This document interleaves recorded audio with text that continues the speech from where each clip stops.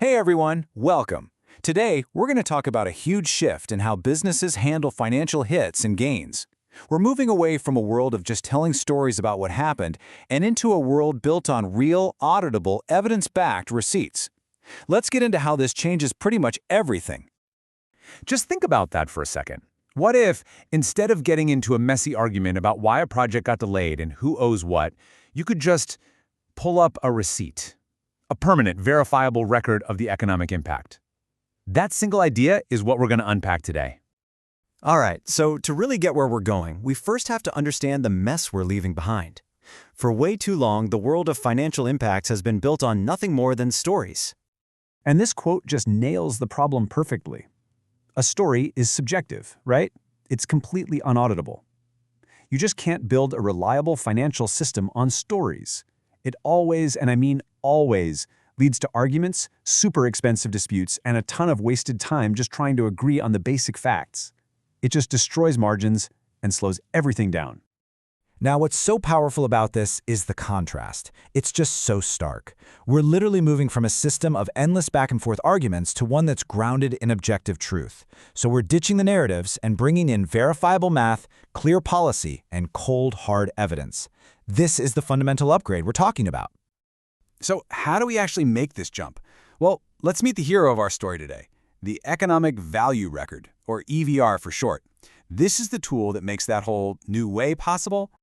Okay, so at its core, an EVR is basically a secure, superstructured digital container. It takes a messy, real-world event, like a project delay, a new compliance cost, or even a missed opportunity, and it packages it all up with all the necessary proof. This is how you turn financial chaos into a single, standard object that a system can finally understand, put a number on, and actually do something with. So, what's actually packed inside this digital box? Well, think of it as a complete packet of truth. You've got the details of the event, what happened, the quantified impact, the actual dollar amount. Then you have the verifiable evidence to back it all up, like digital fingerprints of documents and logs. And finally, a complete audit trail that shows exactly who did what and when. Everything you'd ever need, all in one place. But look, having a perfect record is only half the story. To make a system like this truly trustworthy and, legal, you can't just let the code run wild. You need a human, someone with real authority to make the final call. And that brings us to maybe the most important part of this whole framework, the human governance gate. This is the allowance gate. It is the ultimate human checkpoint. No matter how perfect and well-documented an EVR is, it cannot become a formal financial item until an authorized person, a fiduciary with actual legal responsibility, makes a conscious choice to approve it. This is what stops the system from just creating, phantom assets out of thin air. In this quote right here, this is the bedrock principle of the entire system. Technology is amazing. It gives us the evidence, it gives us the audit trail. But the final, legally binding decision, that always rests with a human. That's what makes this whole thing safe, compliant, and genuinely trustworthy. And this governance isn't just a suggestion. It has real teeth. For any big financial impact, let's say over $10,000, the system policy kicks in and requires dual control approval. That means you need digital signatures from at least 2 different authorized roles, like a compliance officer and a senior validator, before it can ever be processed. It's risk management baked right into the workflow. Okay, so we've got the record, and we've got the human gatekeeper. Now let's see how it all fits together in a smooth, repeatable process, what the framework calls an integrity conveyor belt. The whole process is just so clean and logical. You start by capturing the messy event as it happens. Then you quantify it with evidence. The system runs some automated checks. Then it arrives at that critical allowance gate for human sign-off. And only then is it officially booked, which can then arm any downstream automations. This conveyor belt literally turns chaos into a clean, actionable, and totally auditable record.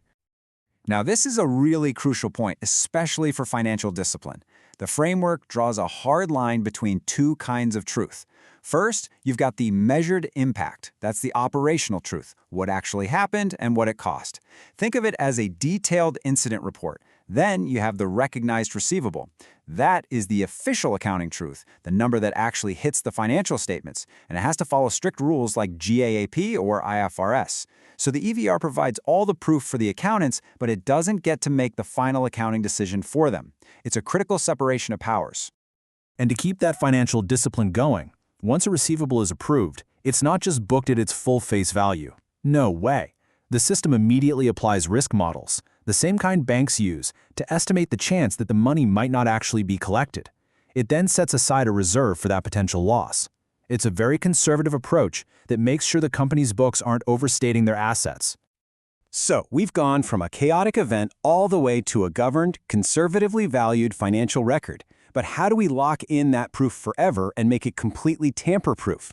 Well, this is where the system produces the ultimate unchangeable receipt. So the system creates this final receipt. It's a special kind of digital token, a soul-bound token, that acts like a permanent, unforgeable certificate. Now, the most important thing to get here is that this token has zero monetary value. It's not crypto. You can't trade it, you can't sell it. Its one and only job is to serve as permanent proof that the whole process was done correctly. And it does this in a really clever, privacy-first way, using those digital fingerprints of the evidence instead of the sensitive data itself. And right alongside that digital certificate, the system generates a complete regulator-safe audit pack. This is the final deliverable. It has everything an auditor, a regulator, or even a court would need. Those document hashes, all the timestamps, the calculation methods, and, this is key, the written reason from the fiduciary who approved it at the allowance gate. It's the whole story, completely buttoned up and defensible. And that brings us right back to where we started. What does the world of business look like when a dispute is no longer a long, drawn-out argument, but just a simple request to see the receipt? That's the future this framework is building. One based on proof, not just stories. Thanks for joining me.